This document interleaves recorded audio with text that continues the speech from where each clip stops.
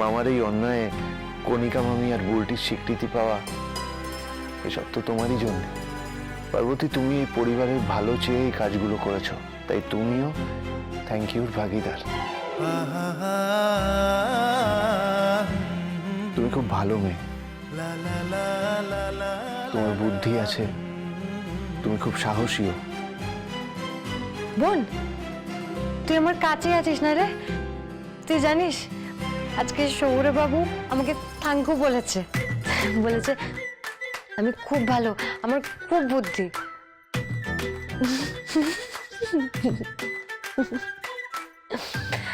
আমার এবার মনে হচ্ছে আস্তে আস্তে একটু একটু করে সব ঠিক হয়ে যাবে। তুই যে কাজটা আমাকে দিয়েছিলি, আমার মনে হচ্ছে এবার আমি ঠিক পারবো, দেখিস।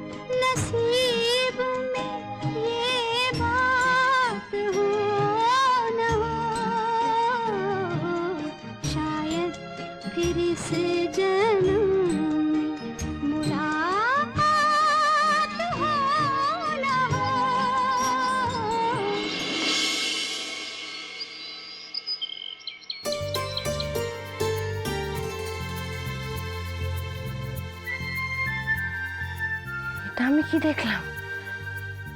শহুরে বাবু এরকম ভাবে, আর আমি ওনাকে সবসময় কেন দেখছি?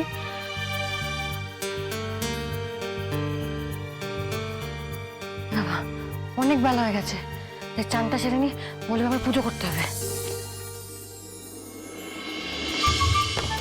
আজকে কত দেরি হয়ে গেল। কি মাম্মি, তুমি এখন ঝাড় দিচ্ছ কেন? আসলে কি জানো, তুমি ছিলে বলেই আমি এই বাড়িতে বউয়ের সম্মান পেয়েছি। তাই ভাবলাম তোমার ভোলে বাবাকে একটু প্রণাম করে যাই। আর এসে দেখি এখানে পুরো ধুলো জমে আছে, তাই একটু পরিষ্কার করছিলাম। মামা তোমার সাথে কাল রাতে কোনো খারাপ ব্যবহার করেনি তো? না, সেরম কিছু আর বলেনি আর করেনি। এই তো একটা ভালো খবর দিলে সকাল সকাল। জানো তো মামি, আমার মন বলছে সব ভালো হয়ে যাবে।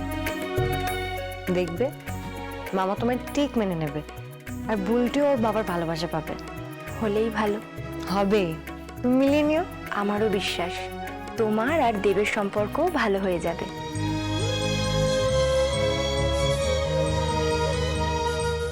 তাই যেন হয় গো। চলো এবার পুজোটা সেরে নিই। হ্যাঁ গো, করে নি। আমি বলে বাবার কাছে তোমার আর বুলটির ব্যাপারে বলবো, দেখবে সব ভালো হয়ে যাবে। কি হচ্ছে কি? দুধটা এভাবে পুড়িয়ে ফেললি চাপা? এ বাবা, কিছুটা পুরো গেছে মনে হয়, চলো কি দেখে আসি তো।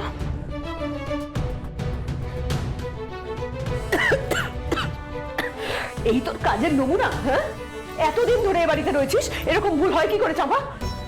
আমি এক্ষুনি সব ঠিক করে দিচ্ছি। জিনিসটা যে নষ্ট হলো সেটা তো আলাদা কথা। মন কোন দিকে ছিল তোর? কি করছিলি তখন? নিশ্চয়ই ফোন ঘাটছিলি। না না, আসলে শরীরটা ভালো নেই, তাই চোখটা একটু লেগে গিয়েছিল। কি কাজের ছিড়ি দেখো, কাজ করতে করতে নাকি ঘুমিয়েই পড়েছে। কোনোদিন এরকম হয়েছে বলো তুমি? সেই তো, কোনোদিন হয়নি বলে এখন যা খুশি তাই হোক। এরকম ভুল আমি আর কখনো করবো না, তুমি আমাকে ক্ষমা করে দাও। এই যা তো এখান থেকে, তোকে দেখলে না আমার বিরক্তি লাগছে, যা চলে যা। ভুল তো এর আগেও করেছি আমি, কখনো তুমি আমাকে এইভাবে বকনি, বুঝিয়ে তো বলেছো। বুঝিয়ে বললে না আজকাল কোনো কাজ হচ্ছে না চাপা। হাহ, দিনকে দিন এই বাড়িটা না থাকার অযোগ্য হয়ে যাচ্ছে। কি পোড়া গন্ধ বেরোচ্ছে? হ্যাঁ, কি হয়েছে কি? তুমি চিৎকার করছো কেন? দেখো না কি হয়েছে, নিজের চোখেই দেখো। সত্যি বাড়িতে এতগুলো লোক, এই চাপা রয়েছে, মালতী রয়েছে, পার্বতী রয়েছে, কণিকা রয়েছে, অথচ দেখো কারোর কোনো হেলদোল নেই। এই যে খাবার খাবার পুড়ে যাচ্ছে, একজন তো কাজ করতে করতে ঘুমিয়েই পড়ছেন, আর বাকিদের তো কোনো চিন্তা নেই। হাহ, দেখো, কেউ তো আর ইচ্ছে করে করেনি। তুমি তো সেটা জানো বৌমা। আজকাল তুমি বড্ড অল্পতেই মাথা গরম করে ফেলো। হ্যাঁ, এদের কাজকর্ম দেখে না মাথা ঠিক রাখাই দায় হয়ে পড়েছে। দেখো, এটা তো একটা ভুল, আর যে কাজ করে তারই তো ভুল হয়। আর চাপা কতদিনের পুরনো লোক বলো তো এবারের, আর পার্বতী এবারের জন্য কত কিছু করছে, আর কণিকাও তো সবে এসছে এ বিয়ে হয়ে। হ্যাঁ, হয়ে গেল তো, তাহলে সাতক্ষণ মা। আচ্ছা তুমি বলো তো, কেউ কি একটা ভীষণ বড় অন্যায় করেছে? হ্যাঁ, তুমি শুধু শুধু একটা তিলকে তাল করছো। একটা বড় কিছু না ঘটলে না তুমি বুঝবে না মা। আজকাল আমি দেখছি তুমি সবকিছুকে বড্ড হালকা করে নিচ্ছ। কি হয়েছে? খাবার পুড়ে গেছে বলে চিন্তা করছো মা? তুমি একদম চিন্তা করো না, আমি আবার করে সব করে দেবো।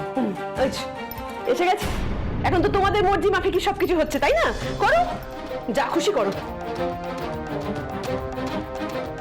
তো শাশুড়ি আজকাল যে কি হয়েছে, অমন শান্তশিষ্ট মেয়েটা আজকাল দেখছি অল্পতেই মেজাজ হারাচ্ছে। মায়ের মাথায় হাজারটা জিনিস চলতে থাকে। আর ঠাম্মা, তুমি ধোঁয়ার মধ্যে থেকো না, তুমি যাও, আমি হাতে হাতে সব করে দিচ্ছি। হ্যাঁ, হ্যাঁ শোন, তোর হাত ফাঁকা হলে না একবার আমার ঘরে আসিস তো, একটু দরকার আছে। ঠিক আছে।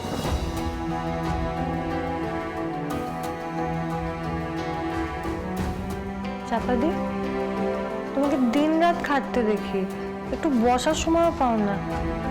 তো কাজ করতে করতে তুমি তো ঘুমানোর মানুষ নও, তাহলে হঠাৎ কি হলো? ওর শরীরটা ভালো নেই মনে হয়। আসলে বড্ড ক্লান্ত গো, সামনে বোনের বিয়ে তো, তাই অনেক টাকার দরকার, তাই আরেকটা কাজ ধরেছি। সারাদিন এমন হাড় ভাঙা খাটনির পর আবার কাজ? একটা সেলাইয়ের দোকানে কাজ করি রাতে, সকালে সব ডেলিভারি দিয়ে তারপরে এখানে আসি। শরীরটা আজ আর চলছিল না গো, তাই ভুল করে ঘুমিয়ে গিয়েই।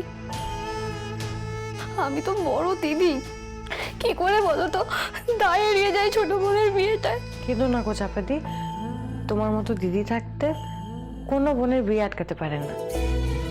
সৎভাবে এত খাচ্ছ, বলে বাবা তোমার পাশে থেকে সব ভালো ভালো উঠতে দেবে, দেখবে।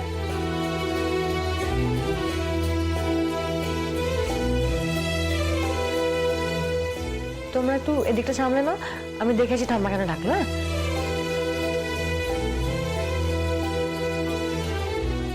আসবো ঠাম্মা। হ্যাঁ, ও হ্যাঁ, আয় আয়।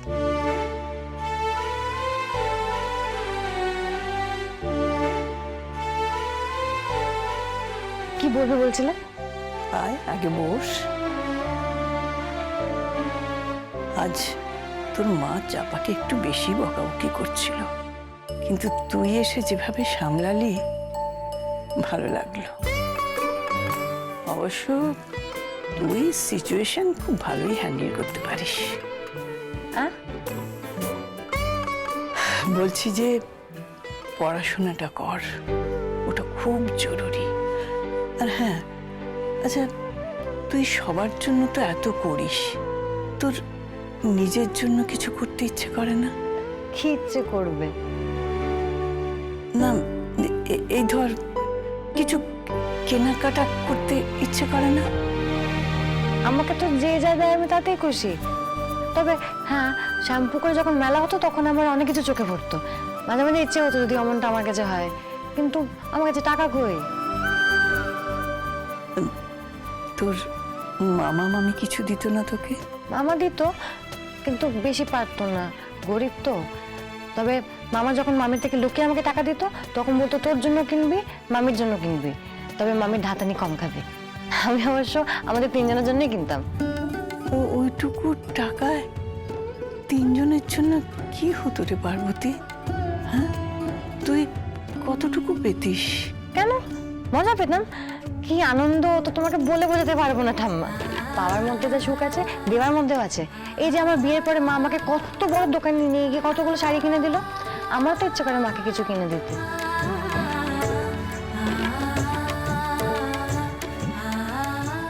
কিন্তু আজকাল না মাকে ঠিক চিনতে পারি না, মনে হয় আমি কিছু দিলে মা নেবে তো।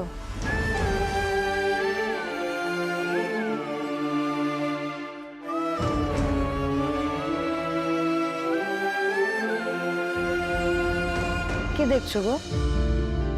তোকে দেখছি আর ভাবছি যে তোকে এখনো জানা কত বাকি আছে আমাদের। আমাকে আর জানার কি আছে, আমি একটা সাদা মাটা মেয়ে, আর চিড়িচাঁদ কিছু নেই। তোর কি আছে জানিস? তোর একটা মস্ত বড় মন আছে রে। তোকে বৌমা খুঁজে এনেছিল, ভাগ্য করে পেয়েছিল তোকে, কিন্তু এখন ভুল করছে, বড় অবহেলা করছে।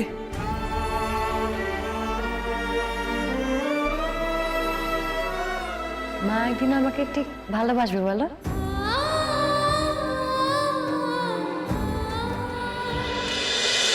তুমি আশেপাশে থাকলে